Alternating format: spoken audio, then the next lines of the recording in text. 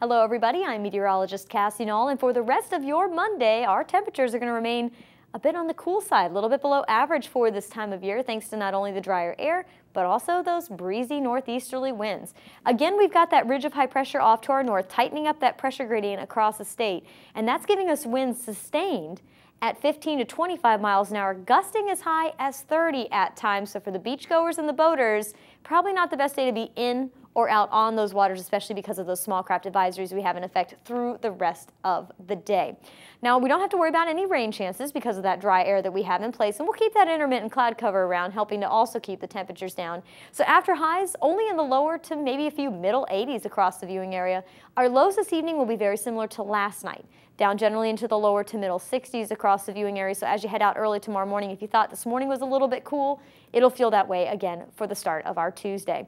Quick check on the tropics. Well, conditions remain pretty hostile out there in the main Atlantic basin, so you don't have to worry about anything out into the Atlantic. Closer to home, though, we do have Invest 92L here in the southern Bay of Campeche. Conditions are not favorable for development of this particular system, but we're going to watch it nonetheless because you never can take your eyes off the tropics this time of year. The system, or I should say the season, does extend through November 30th. Now, as we go throughout the week ahead, that sprawling ridge of high pressure that's currently controlling the eastern two-thirds of the U.S. is going to move off to the east and out into the Atlantic.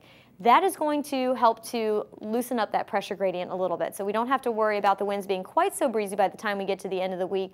And the folks further off to our north that are currently experiencing winter-like conditions will see a warming trend as well. For us, we'll also start to see that moisture returning across the state, bringing a few sprinkles into our forecast as well. So here's how your 7 days shaping up here. The breezy conditions again continue through Wednesday, and by then we'll have enough of that moisture returning to where we'll put about a 10% chance of sprinkles in your forecast, mainly for our interior locations, and high temperatures should moderate back into the middle 80s.